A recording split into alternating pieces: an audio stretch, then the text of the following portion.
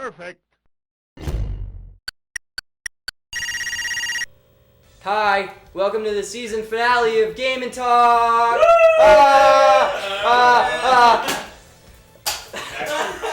Mine's broken. Mine's broken. Do it really hard, really fast.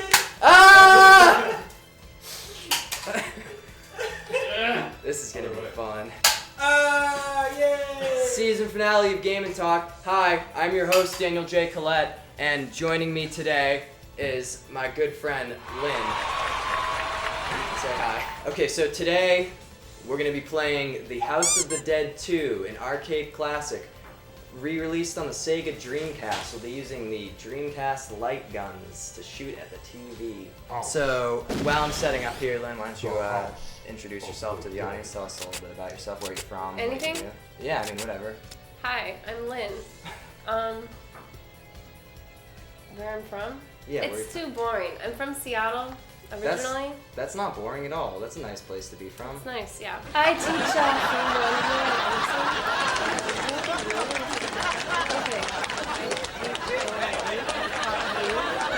if you remember. Yes. Oh, now I remember. Yeah, that's what I do. And I'm a graduate student. You're a graduate and I'm student. graduating this fall. Nice. Because I fake graduated last year. Great. How did you end up here at Emerson? Where did you go for undergrad? Yes. I went to undergrad at the University of San Francisco, and I studied social justice, philosophy, and theology. And then I traveled a bunch to El Salvador and the Czech Republic, and then I lived in Austin, Texas. And then, whatever, I was in a really bad relationship, and I was like, I gotta get out of this relationship. I have to take the GRE to get to grad school, and I didn't study for the GRE at all. And I went in to take it, and I guessed on every single question, and I wrote a poem for my analytical writing essay. So I got in the worst percentile of the country. And Emerson was one of the schools that didn't require the GRE, so that's how I ended up here. Film is pretty different from what you studied in San Francisco. How did you? I studied photography then, and I made a bunch of films when I was, 11 or something. And actually, so I wanted to be a filmmaker, but I also was interested in other things like philosophy and photography. I wanted to be a photojournalist at one point. Blah, blah, blah, blah, blah. Eventually, I was like, I want to do film. And my dad at the time, I was like, Dad, I want to be an actress. And he was like, how about a diplomat? And I was just like, what? I've always wanted my dad, I always needed my dad's approval or something for some reason. I spent a lot of time in the Czech Republic, and I made this really good friend there. And one summer I went over to Prague, and him and I made a film together. And I remember my dad being like, oh, why are you going over there? Spending all my money to go act in this film with my friend. And it was a terrible, it was a really fun experience, but it was also terrible, exhausting. Everyone was pissed at each other by the end. Actually, at the end of the Czech Republic, at the end of the filming, we were all joking, I'll see you in Cannes. Bye. Because we all were like, this sucks. And then a year later, I got a call from my friend, Vlado. He goes by Aramisova, but he was he calls me Elvis. So I got a call from him, and he was like, hey, Elvis, have you heard of Cannes? And so we got into the Cannes Film Festival, which was crazy, the official selection.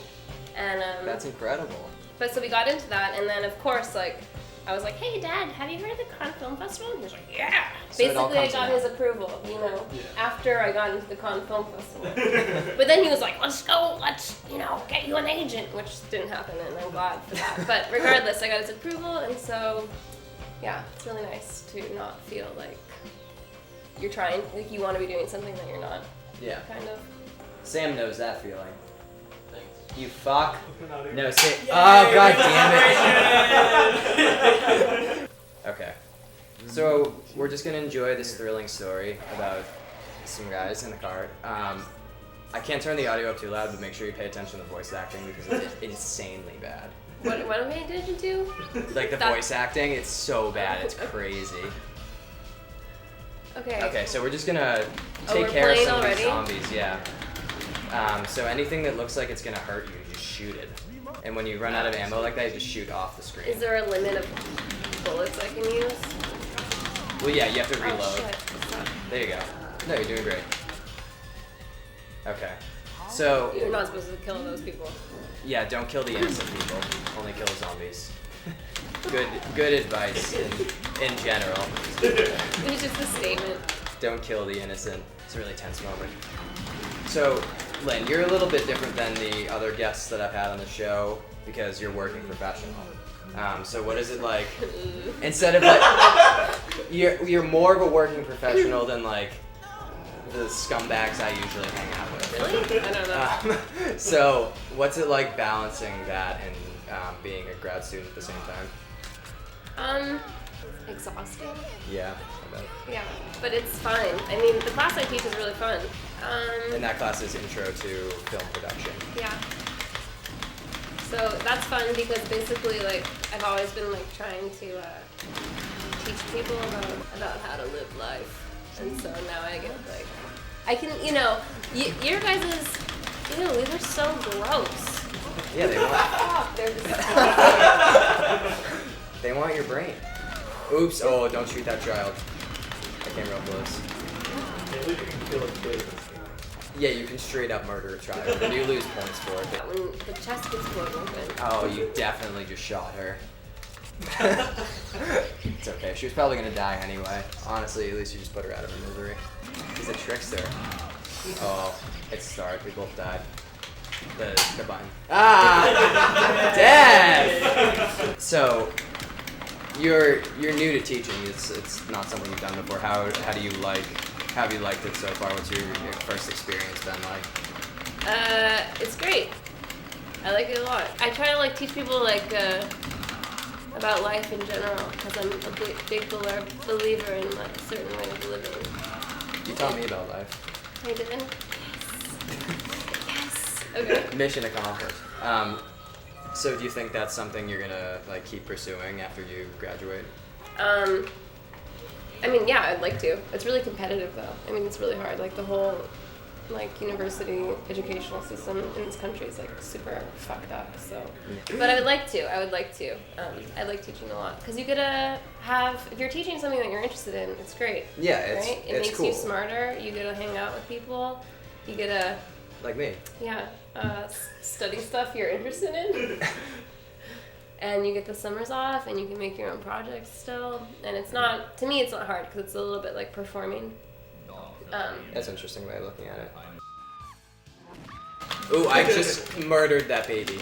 Oh, no! Oof. Heat of the moment, that was a baby, and I shot it in the head. So you said you're graduating soon. You're working on a final project for your graduate degree? Yeah, I am. It's an experimental documentary about a cruise ship. I went on a cruise like 2 summers ago. Ew, these are the things I hate. You can look away if you want. I'll just film. Yeah, I went on a cruise. Royal Caribbean cruise across the Atlantic Ocean 2 summers ago, maybe. Mm-hmm. With the intention to turn it into the end of the world through editing and like how I shot it. So it's kind of like a surreal. So what was your sick. inspiration for that? It's like an interesting concept, the end of the world on a cruise ship. Basically, I was interested in self-contained space. Like I showed you guys in my train film, right? Train film? Yeah. Oh yeah, I remember. So it's like takes place on a train. We don't get off the train whenever that space is self-contained. And I think it's really interesting to work in a space where you're not introducing more variables, but rather you like keep yourself closed off, just like how creativity opens up in that. Uh-huh. Basically, I took the idea of a self-contained space, a cruise ship, and then what is this cruise ship resembling, but I also wanted to make a movie that was kind of a critique on society as well. Interesting. So it's all like basically it's a critique on capitalism and materialism and how what we find at the end of the world isn't like, bloody demons fighting one another, but it's exactly... Are you sure? Why? Why do they get to show that? It's so gross. In my cruise film, actually, there's some section with video games in it, but it's all about how this guy on the ship, because on the ship I've been writing basically all these different passengers, so fictional diary entries. So I have like pages upon pages upon pages of experiences that these characters wrote about what it's like at the end of the world. Anyways, there's this one guy who I named Bruno, whatever. He basically goes into the arcade and plays these driving games because that's his way to Escape. Yeah, exactly. How do those characters that you've written play into the story? Like, are they acted? Are there actors? No, it's voiceover. That's what I'm still working on. Oh, It's okay. like really terrible. Like, I've just had like all of Emerson, like all the teachers read for me, and I'm just I have a great radio voice. a great radio voice. I don't. Uh-huh. Don't you shake your goddamn... Was that a misfire of confetti? At least get it on camera. I know, right? That's gonna be so hard to clean up. It's like all behind the shit. So it's all voiceover narration over like what we're... Just a few, a little bit, yeah. Okay. That's cool. Because the point is like, I originally wanted the structure to be like, first you think you're in a shopping mall, then you think you're like, there's a wave rider, and then slowly you realize you're on a boat, and then slowly you realize you're on a boat in the ocean, and then you think it's a cruise, but after a while, you like through these voices, it's revealed that it's the end of the world. Oh, that's cool. I couldn't edit it that way. I tried like last year, but it didn't turn out so well. But because my point is that the end of the world is now. Like, you guys, we're living in the end of the world, and I'm not some weird Christian, like crazy, like whatever. But like that's the point of the film, which is why I wanted to make it a documentary, like from real life, because what we find at the end of the world is like decadence and lethargy and consumption, the very things that are killing the world. Like, it's like, my point is that like it's just people still can't stop. Even after everything's gone, it's still gonna be the same. And so that's why I made that film in terms of going on a cruise. That's Besides awesome. self-contained space, yeah. I didn't know that much about it. That's really cool. Yep. So you've been working on it for like 2 years. I'm pretty smart. What? So you've been working on it for like 2 years? Yeah. That's wild. I mean, I was super creepy there. I was just spying on people constantly, like for 2 weeks alone. And people would come up to me and be like, "What are you doing? Like, who are you? Why are you filming this boat like this?" And then I you would tell just them be that like, it's the end of the world and that they're all slaves to the corporate pigs. No. I would just tell them, "I love photography," and they would be like, "Right," and that was it. So I felt kind of. It's like the one time being a female worked in my benefit. It was like I could just play dumb and cute. How do you keep yourself motivated on a project that's taking you 2 years? What are you, the fucking host? All right. You want to restate the question? All right, welcome to Jake Block's Game and Talk. I'm gonna leave. Thanks, everyone.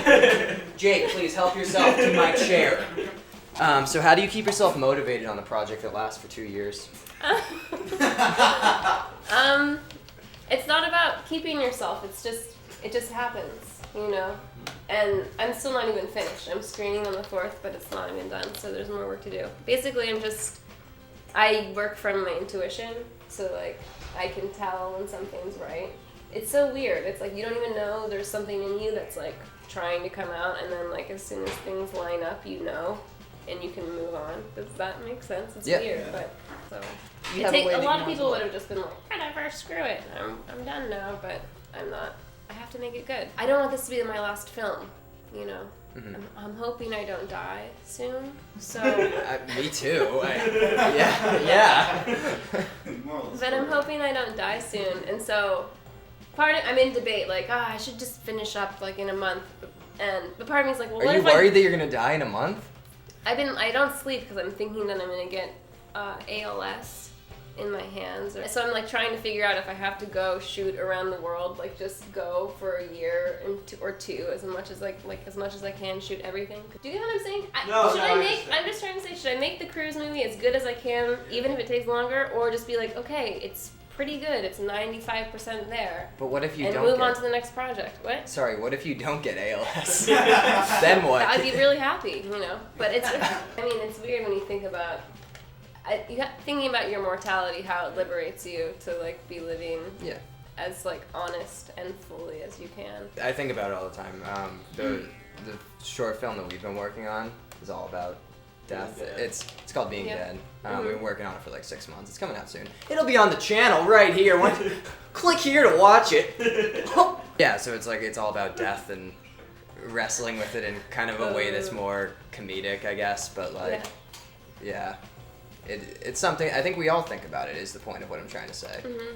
And I think it's just kind of how much you're willing to talk about it. Mm-hmm. and realizing like the point of why we think about it so much. Mm-hmm. Are you fucking laughing at me when I'm trying to be serious on the show? That's what I. Death on Game and Talk. I have no boundaries. No boundaries here on Game and Talk. We're raw. We're edgy. We're on fire. Sam. Woo!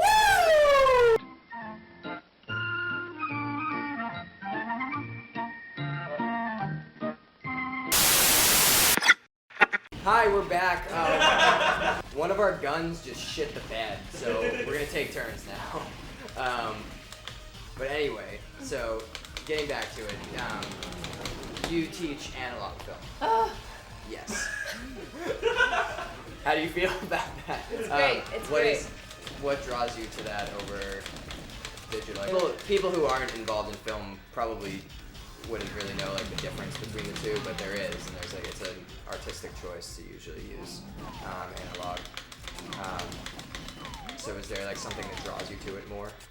Yeah, I mean, aside from not just like how it looks, but in terms of the process of working with it, but like how you learn about yourself after you get your film back. Like you're shooting something and you might be feeling one way, and then whatever, you send your film off and you get it back, and all of a sudden you see what you are specifically drawn to more in the world, because you have to be so selective.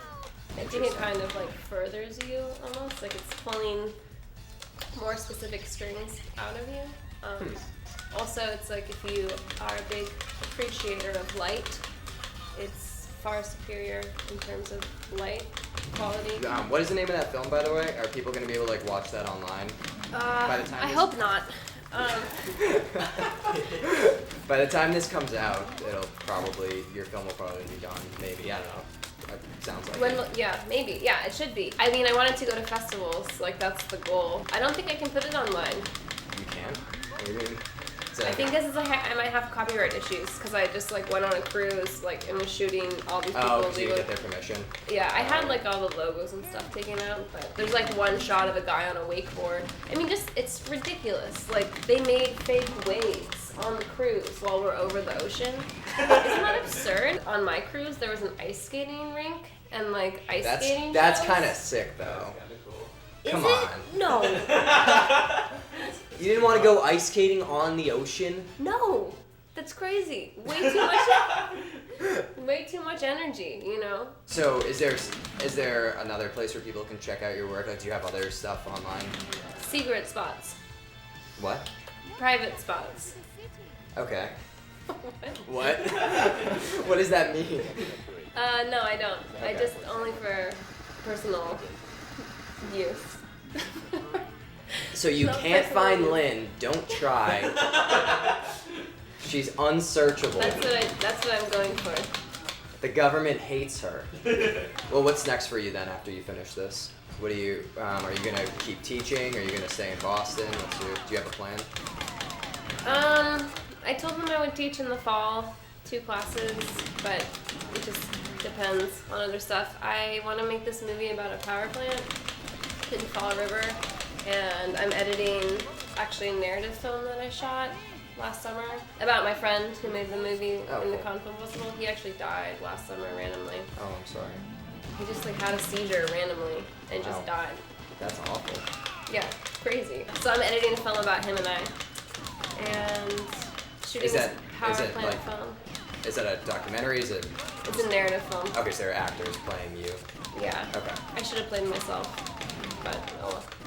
That's like one of those things where like, do you really want to play yourself? Like, I don't know. Yeah, but my actress was really mean to me Okay. the whole time. But Well, then I guess in that case you do want to play yourself. yeah. So this power plant film, Mushrooms, is what I call that narrative film. I mean, that's the title. It's called Think You Come Back. And But why do you call it Mushrooms? because it's about a story about him and I when we ate these mushrooms, like on a little excursion one day that we thought like would make you hallucinate, and we convinced ourselves that we were hallucinating. And he always was like in love with me, and I kind of had some sort of feeling for him, but not necessarily romantic. Anyways, one time, it was in the Czech Republic actually. We jumped out of this guy's car that we were in, and we went to this field, and like we're drinking and talking, and hadn't seen each other for a long time, and he had this girlfriend actually who I could tell he wasn't like fully in love with or whatever. She was back in Prague. Him and I were in a village, sitting on a hill, drinking some stuff. Old friends from years ago, like 7 years ago at this point or something. Whatever.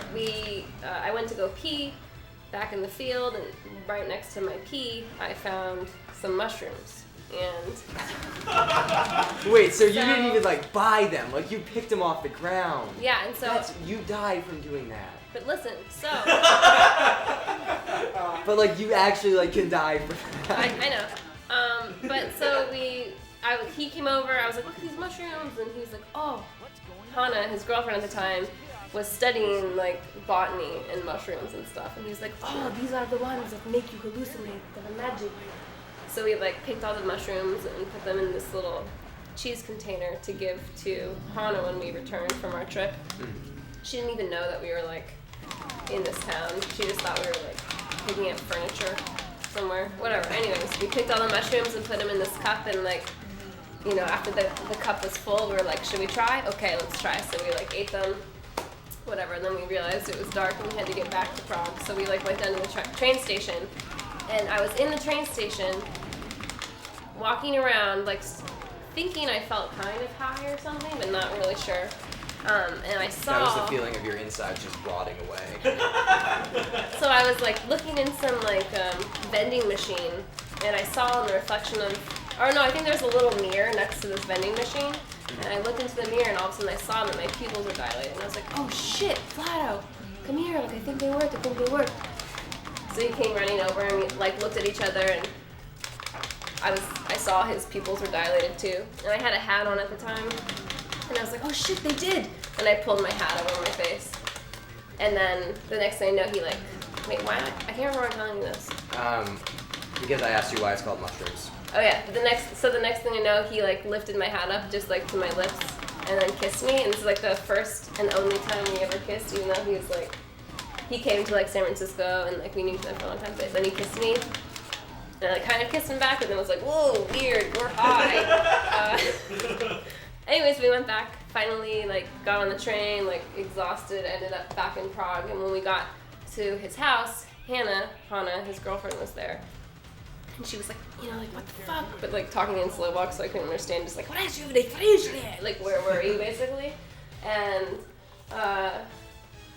he was like, Elvis, come get the gift for Hannah. So I went over and got this little like cup of like cream cheese that had mushrooms in it. I gave it to her, and she opened it, and she was like, what the fuck? You think these are magic mushrooms? These are just stuff that grows out of cow shit. And so him and I were just like, oh, this is weird. And so then I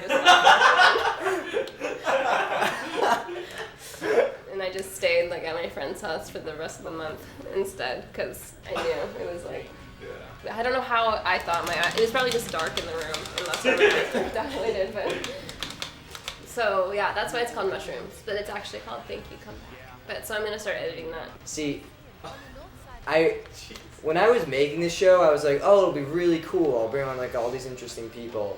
But all I've done throughout this season is realize how just straight up boring of a person I am compared to like everyone. Like that is like so interesting. You've had like these crazy experiences. I'm just, look at me, I'm shooting a fucking plastic gun at a TV. But I mean, I guess we're all different. Everyone has something special about them, but you know what I mean. Woo! Game and talk, everyone's special here. I'm joking about like the video games thing because, you know, I love doing this. Like this is what I do, but like it's just kind of part of who I am. Like I just like to play games with people, and I like to like have that kind of interaction with them.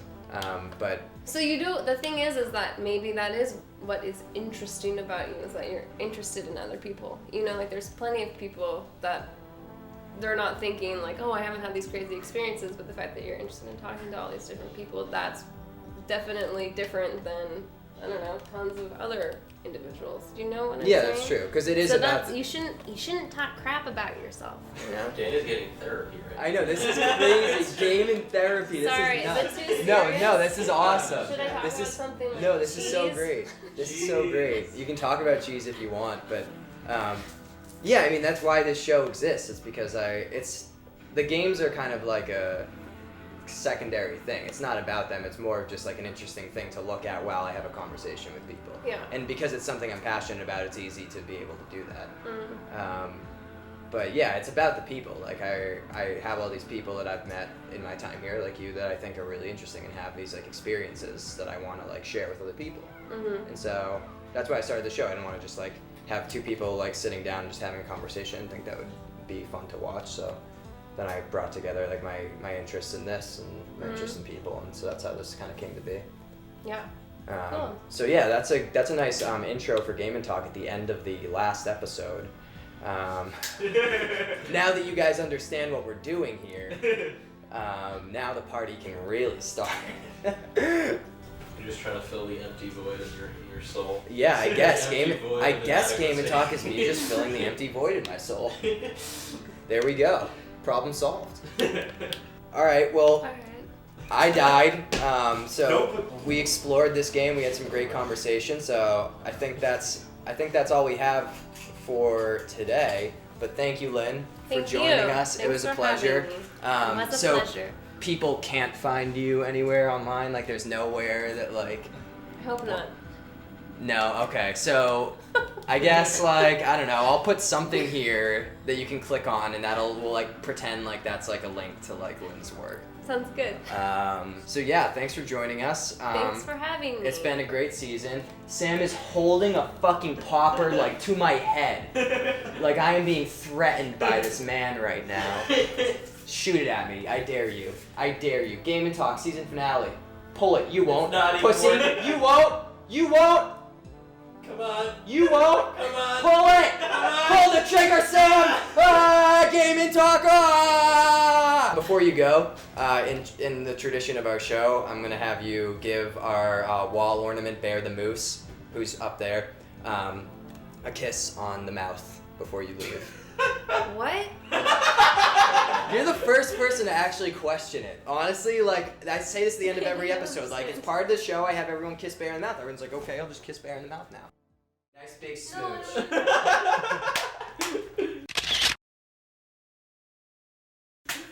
Game and Talk! Game and Talk! Thanks for watching the show! Thanks for watching the show! That's it for this season, but on this channel there will be lots of more interesting contents. Probably just won't be called Game and Talk, but we'll be back in this show. We'll be back in other forms too. So I guess, I don't know, keep watching this channel. Thanks. This is Jake, he shot the show. Sam didn't do anything. Fuck you. Noah's over there. And we're Coffee Breath, and this is Game and Talk. Game and Talk! Being dead, right here. Click this! Please Click click on it. this! I know.